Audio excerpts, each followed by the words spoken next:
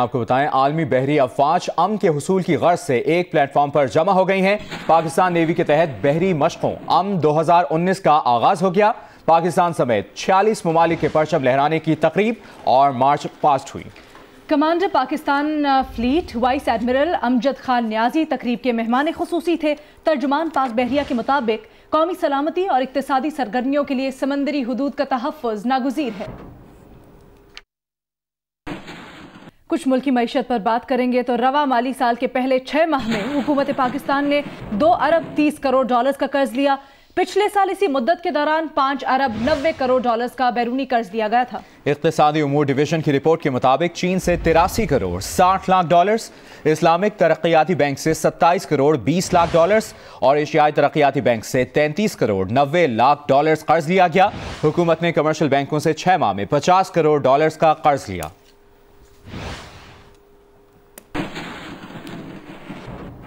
اور اہم خبر یہ بھی ہے کہ Pakistan L N G limited نے 6 L N G cargo supply کے ٹینڈرز طلب کر لیے ہیں۔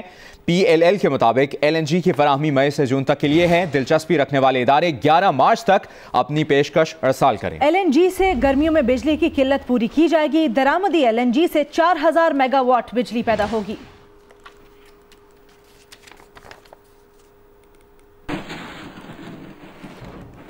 وزیر خارجہ شاہ محمود قریشی، شیری مزاری، شہری رحمان، ہنا ربانی کھر سمیت متعدد رہنماؤں کی طرف سے افغان صدر اشرف غنی کے سوشل میڈیا پر پاکستان کے اندرونی معاملات پر تبصرے پر شدید تحفظات کا اظہار کیا گیا ہے۔ وزیر خارجہ شاہ محمود قریشی نے افغان صدر کی ٹویٹ کو سختی سے مسترد کرتے ہوئے کہا کہ ایسے غیر ذمہ دارانہ بیانات ہمارے معاملات میں مداخلت کے مترادف ہیں۔ انسانی حقوق کی وزیر شیری مزاری نے کہا کہ افغان صدر کے لیے بہتر ہوگا کہ وہ افغانستان سے پاکستان میں مداخلت کاروں کی آمد کو روکیں۔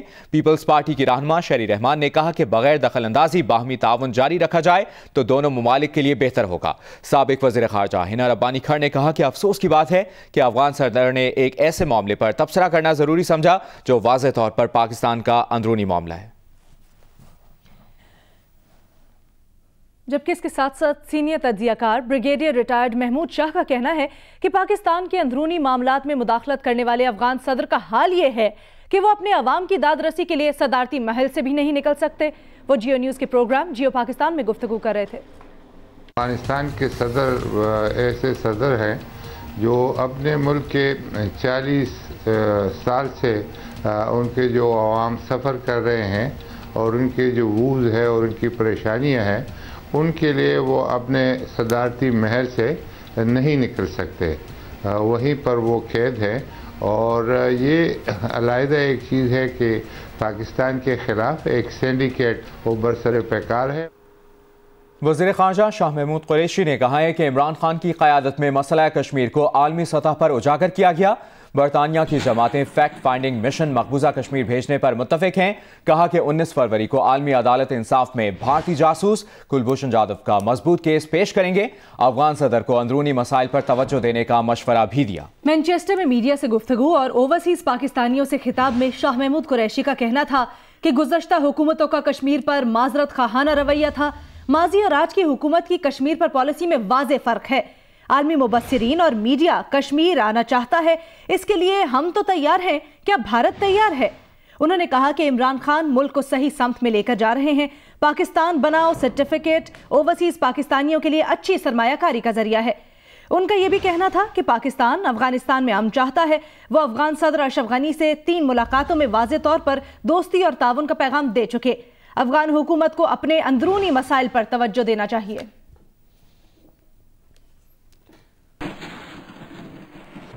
وفاقی وزیر برائے کشمیر امور علی امین گنڈاپور کا کلبھوشن جادھو سے متعلق جیو نیوز کے پروگرام جرگا میں اظہار خیال۔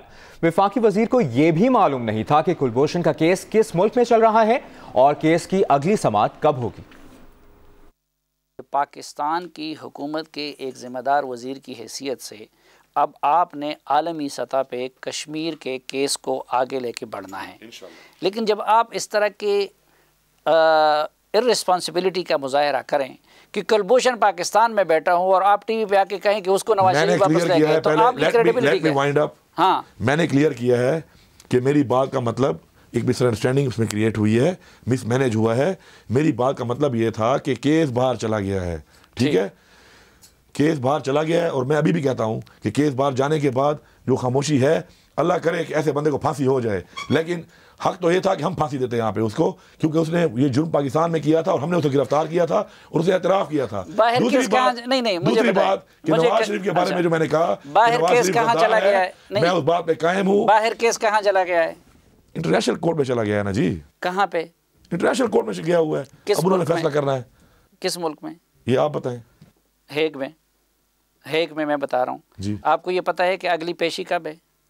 تاریخ اس کی ہیئرنگ کب؟ مجھے پتہ نہیں ہے، میں اس بارے میں بتا رہا ہوں 18 فروری سے اس کی ہیئرنگ شروع ہو رہی ہے، ٹھیک ہے؟ آپ کو یہ بھی پتہ ہوگا کہ ادھر ہماری وکالت کون کر رہے ہیں، ہمارا کیس کیا ہے۔ لیکن میں نے ایک ذاتی رائے دی ہے، ذاتی رائے میں نے دی ہے ایک، کیونکہ اس کا کیس باہر چلا گیا ہے، میں سمجھتا ہوں کہ ہم اس کو سزا نہیں دے پائے، پھانسی نہیں دے پائے، تو میں سمجھتا ہوں کہ شاید وہ کیس ان کا باہر نہیں چلا گیا ہے، وہ انڈیا گیا ہے، اس نے اس عدالت میں اپیل کی اور پاکستان نے مخالفت کی کہ اس عدالت کا حق نہیں بنتا کہ وہ اس کی ہیئرنگ کرے، لیکن انڈیا کی چونکہ لابی ہے انٹرنیشنل، اس لیے اس کیس کی ہیئرنگ ہو رہی ہے۔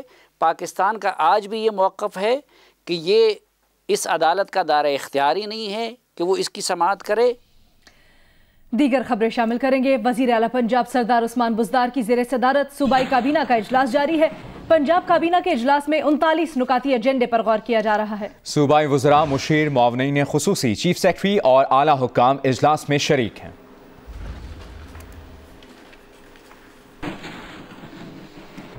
اب کچھ بات ہو جائے موسم کی۔ گلگت بلتستان کے بالائی اضلاع میں شدید برفباری کا سلسلہ تیسرے روز بھی جاری ہے۔ استور میں نظام زندگی مفلوج، گانچے کا اسکردو اور بالائی علاقوں سے رابطہ منقطع ہو گیا ہے۔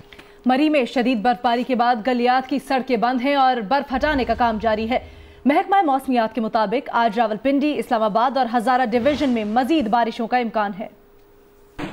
ملک کے اکثر علاقے ان دنوں شدید سردی کی لپیٹ میں ہیں، جبکہ بالائی علاقوں میں برفباری موسم کی شدت کو بڑھا رہی ہے۔ گلگت بلتستان کے بالائی اضلاع میں مسلسل تیسرے روز بھی برفباری جاری ہے اور استور کے مختلف علاقوں سے زمینی رابطہ منقطع ہو گیا ہے۔ مری میں بھی شدید برفباری کے بعد گلیات کی سڑکیں بند ہیں اور برف ہٹانے کا کام جاری ہے۔ محکمہ موسمیات کے مطابق گزشتہ 24 گھنٹوں کے دوران استور میں 8 انچ، اسکردو اور مری میں 5 انچ برف پڑ چکی ہے۔ ملک کا سب سے سرد مقام بگروٹ رہا، جہاں درجہ حرارت -7 ڈگری سینٹی گریڈ ریکارڈ کیا گیا۔ قلات اور کلام میں -6، گوپس، مالم جبہ، پارا چنار اور اسکردو میں کم سے کم -4 ڈگری سینٹی گریڈ ریکارڈ کیا گیا۔ کراچی میں بھی یک بستہ ہواؤں نے شہریوں کو گرم کپڑے پہننے پر مجبور کر دیا ہے۔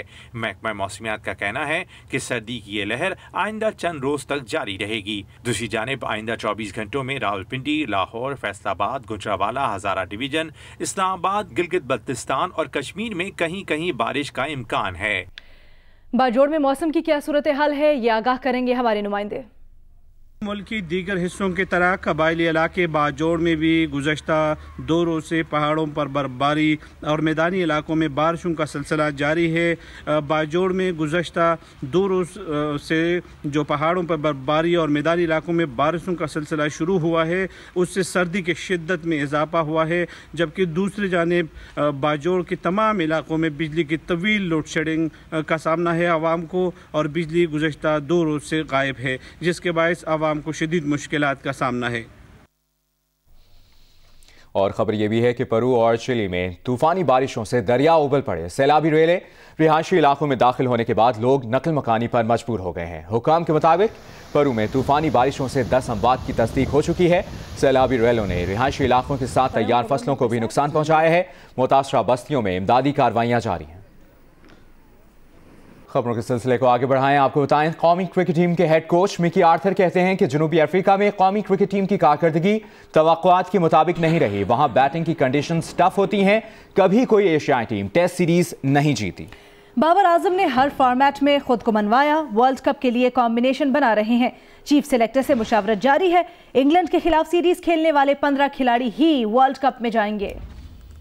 افغان صوبے ننگرہار میں افغان اسپیشل فورسز کا آپریشن ہوا، 11 طالبان ہلاک۔ افغان میڈیا کی جانب سے بتایا گیا ہے آپریشن ننگرہار کے ضلع خوگیانی میں کیا گیا ہے، 4 طالبان زخمی بھی ہوئے۔ افغان میڈیا کے مطابق آپریشن میں نارکوٹکس اور ہیروئن لیبز بھی تباہ کی گئیں۔ Assalamu alaikum, I'm Huma Amir Shah. And I'm Abdullah Sultan. For more videos and updates, What you have got to do, you have got to click the subscribe button. don't forget to watch Geo News.